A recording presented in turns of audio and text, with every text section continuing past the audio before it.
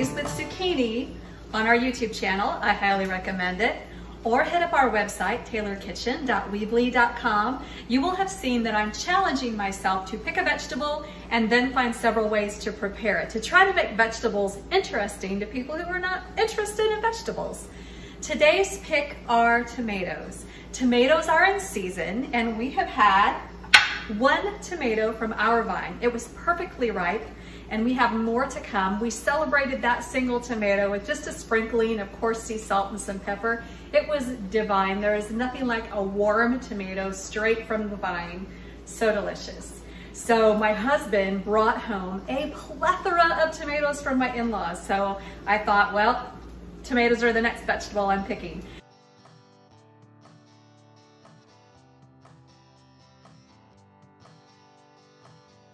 So I am going to make 3 different things with tomatoes, and the first is a succotash stuffed tomato. Succotash can be a mixture of things. It's typically southern. It will have corn, some type of a bean. Lima beans are very traditional.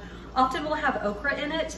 I am making mine a little bit non-traditional. I'm starting with some shallot that I'm sauteing very gently in the pan. I don't want this to brown at all. I want it just to be very mild and translucent.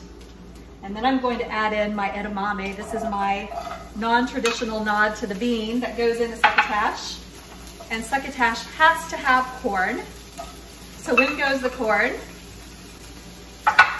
And then I really wanted a hot Fresno pepper out of my garden, but they're not ready yet. So I would put some kind of a heat element in here. And since I didn't have a ready pepper, I'm all about being flexible. Use whatever you have on hand. Don't sweat the small stuff. I have a little bit of finely chopped Kalamata olives.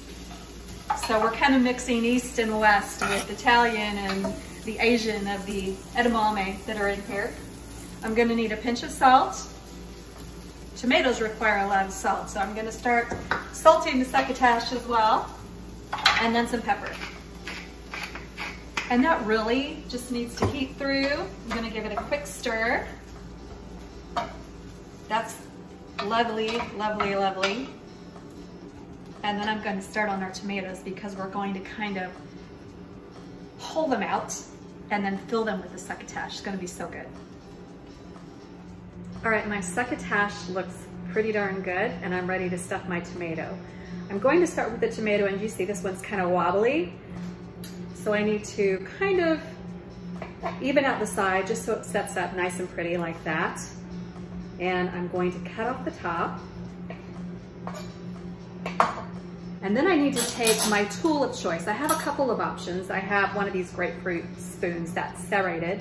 That might work very well. And I also have a melon baller. I'm not certain which to go with. It kind of depends on the tomato, honestly. And don't waste the insides of these tomatoes. These are great to save for soup or put them in stews or anything like that. But then my tomato is hollowed out like so. And then I just take the succotash and put it in the middle. Ooh, so pretty. That is a lovely bite. Now, when it's winter and the tomatoes are not ripe, I often will put this in a 425 oven for about 15 minutes just to kind of heat the tomato through and make sure everything is nice and mingling together. But being that these tomatoes are garden ripe, so nice, I really don't need to do that. They're so tender, they're so sweet and juicy that just eating them like this is absolutely wonderful. And then I'm just gonna garnish it with a little bit of basil. So pretty. Stick it in there.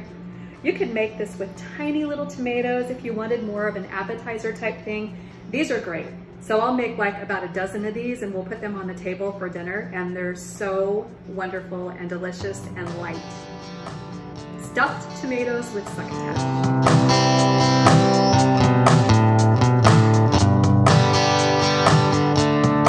All right, moving right along to way number 2.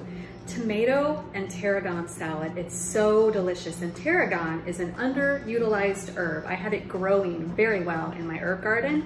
So this is white balsamic. I want to add a little bit of this.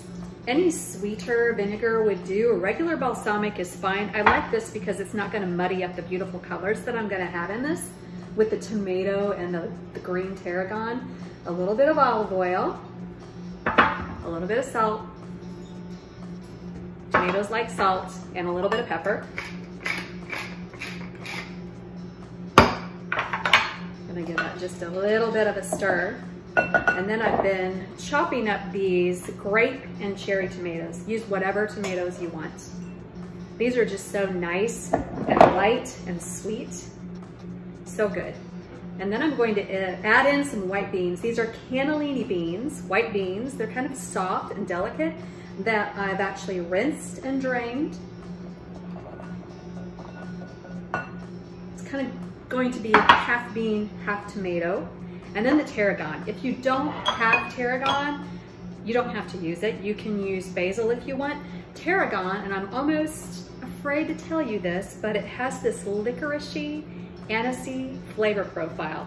Not overwhelmingly so, because I know a lot of people don't like that. I do, but this is so unique and delicious that it's just amazing with tomatoes. It's actually my new favorite herb to have with tomatoes.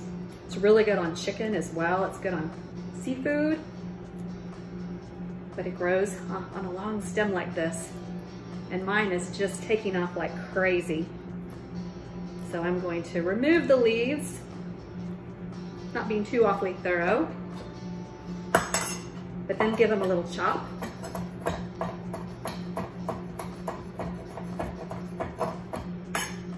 And then just add the tarragon to the beans and the tomatoes with that balsamic and olive oil, salt and pepper, and then just give it a mix. That looks really pretty.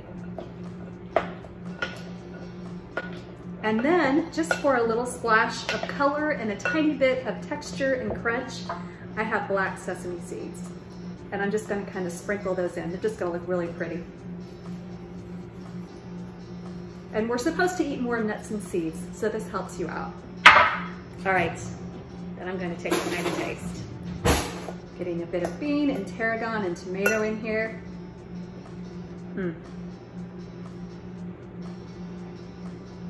That is a very good salad. Quite delicious.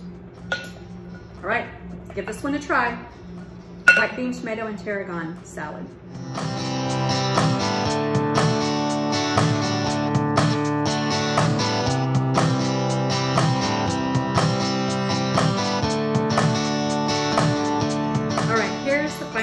These are BLT tomatoes, and if there's any way you're going to get a little kiddo to eat tomatoes that previously didn't like them, this is probably it. So I'm going to start with equal parts Greek yogurt, plain Greek yogurt, and mayo. I'm just gonna do a little bit because these are tiny tomatoes. I'm going to use Campari tomatoes for this. I'll show you in just a minute. And then a little bit of olive oil mayo. And then I need about a teaspoon of harissa. You can use any kind of spicy thing, chili paste, sriracha, whatever. I kind of like to heat up my BLTs with a little bit of spice, and this is really good. I'm just going to combine this with a little bit of salt, mix it all together. So my bowl of mayo and Greek yogurt and harissa is ready to go. It's a beautiful pink color. Set it aside for just a minute while I chop my lettuce. This is Napa cabbage. I like this because it's not very cabbagey, but it's a little bit sturdier than an iceberg lettuce. You can use iceberg lettuce if you want. You can use anything really that's gonna be crispy and hold up in this. And I'm going to cut off a little bit. I actually want to make sure this is in pretty small dice because I'm going to fit it into these really lovely little Campari tomatoes that makes everything look so special and festive. Great for a party. You can even use the smaller cherry tomatoes if you really wanted to go to the effort and make them an appetizer for a party. But I want my dice on this, my shred, to be pretty small to fit in the little tomatoes. All right, that might do it. So let me mix all this together.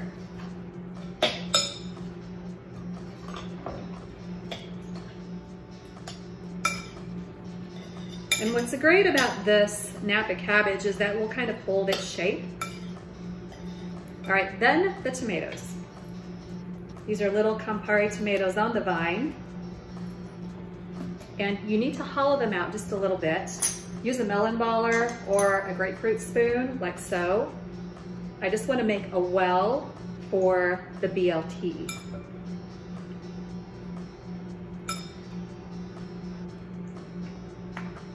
All right, so there's one. And then I'm going to take the lettuce and just kind of stuff it in there. I might need to do this with my hands, but for now, I'll do it this way.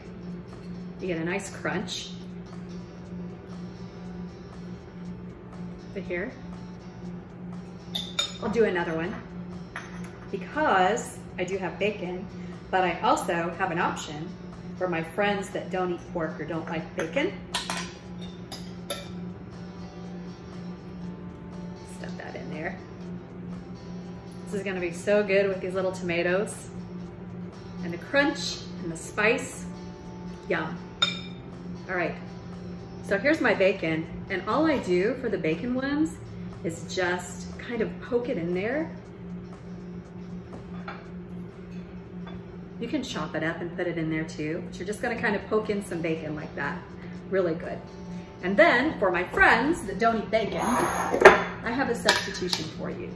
This is something that's readily available everywhere. There's smoked almonds. It gives you that smoky flavor that you would typically get with bacon in an almond form. These are mesquite smoked almonds, and I'm just going to stick 1 or 2 little almonds in there.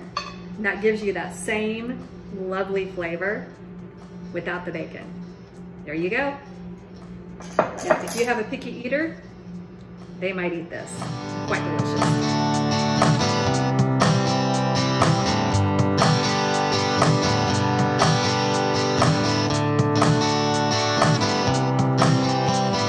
Hey friends, thank you so much for watching Taylor Kitchen. For recipes and the stories behind some of them, go to taylorkitchen.weebly.com. Thanks again.